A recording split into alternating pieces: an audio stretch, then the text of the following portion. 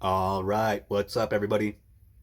We got an album review, and today we're reviewing Wacko the Kidd's Infinity EP. The Infinity EP was released just a couple weeks ago before the Gathering of the Juggalos 2026, and was sort of being promoted online as Wacko the Kidd's introduction into psychopathic records. And I guess more so, the Berserker 187 single featuring Insane Clown Posse was really being promoted as that. Either way, interesting because for some of us who watch all these interviews that ICP ever does, you'll know. And if you don't know, going back to 2023, I believe, when asked about who exactly is on the roster of Psychopathic Records, Violent J would go on to say Insane Clown Posse, Ouija Mac, and Wacko the Kid. All that to be said, this EP appears to not be officially a psychopathic release. Not important, but a interesting little factoids there. Um, Wacko himself was promoting the album as more of an introspective look on some serious topics in his life and stuff that he's been through, and not so much or any of the trap shit that he's known for, which intrigued me because you know I prior to the Gathering of the Juggalos 2025, the Gathering of Legends, I'd never listened to Wacko the Kid willingly, and not that I'm a Wacko the Kid hater, but I was definitely a Wacko the Kid not listen to her. And no disrespect when I say this, but during his set at the Gathering of Legends, I wasn't really paying attention. I was busy chopping it up with the homies and bullshitting. I was gathering, you know? But that being said, the music in the background wasn't terrible. It's not like the beats sounded like shit. He wasn't rapping terribly, but I just never went out of my way to go listen to it. Again, not really my vibe with the trap stuff. I listen to some music like that every now and again, but it's not my go-to music. And so I just kind of passed on Wacko the Kid for the most part. And as Wacko was promoting the album to be more of a serious look into his life, not that he ain't seriously trapping, I guess, but it was also being produced by Michael Seven Summers, who, if you don't know, is a legend in the production game.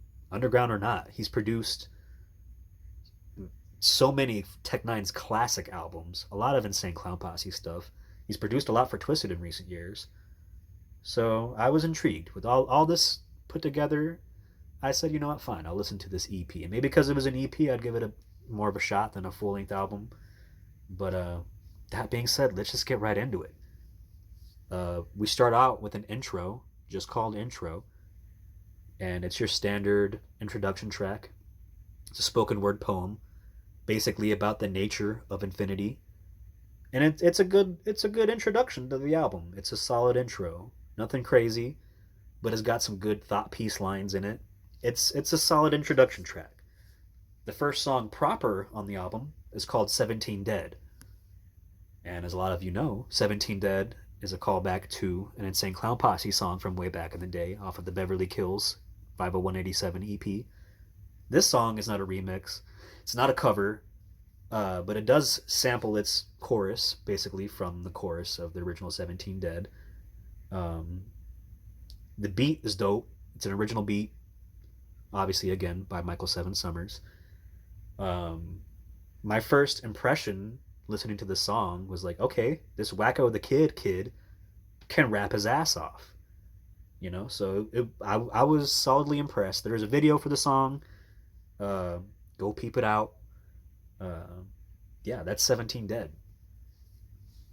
The next track on the EP is called For the Haters, featuring a rare and unexpected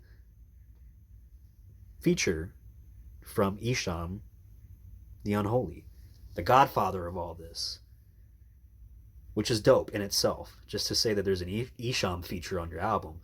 But this kid's a juggalo, and can you imagine the feeling of flipping your own EP back and seeing featuring Isham?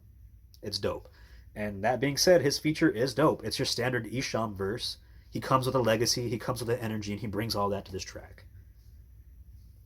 And so the next track is called Why. Again, bro's rapping his ass off And not necessarily in a lyrical, spiritual, miracle kind of way, but more in the way that he's always in the pocket, he's always on beat, he's got great mic presence, cadence, and flow. He's got it all. It sounds good. It's a great track. But not the biggest fan of the hook on this one, but still a good song overall. The next track is called Chasing Shadows, featuring another legend and debatably another godfather of this shit, Brother Lynch Hung, especially on the West Coast, which is where Wakko the Kidd is from. So to have Isham on your album is dope enough, but to have another track with Brother Lynch Hung on it, that's next level dope shit. That being said, again, the song is dope. Brother Lynch brings, again, that same type of legacy to it. He brings a different sound to kind of mix up the album a little bit, because this album only has the 2 features. Everything else is purely Wakko on the hooks and all the verses.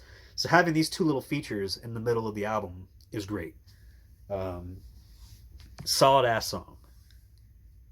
Next track's called Dark Skies. This one is easily probably the most heartfelt song that he has on the EP. It's dealing with a real sensitive topic. He lost his mother.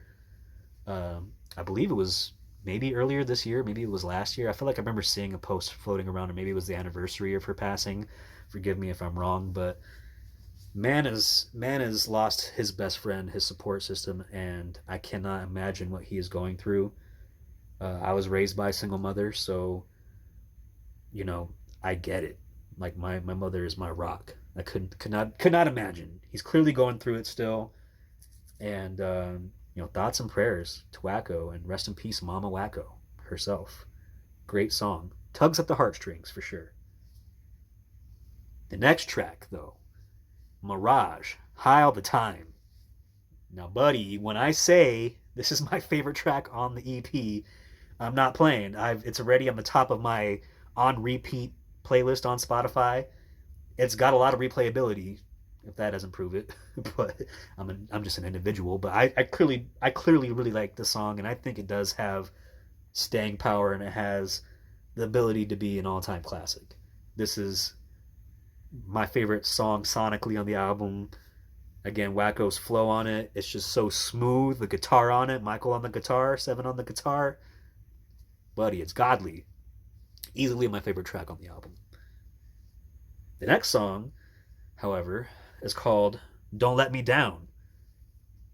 And no pun intended, but this song kind of let me down a little bit. This is my least favorite song on the album. I just don't really care for it sonically. I'm sure someone out there will dig this song, but this one was just not for me, especially after the previous track being my favorite. So again, not necessarily anything wrong with the track, just not for me. Kind of a forgettable song for me.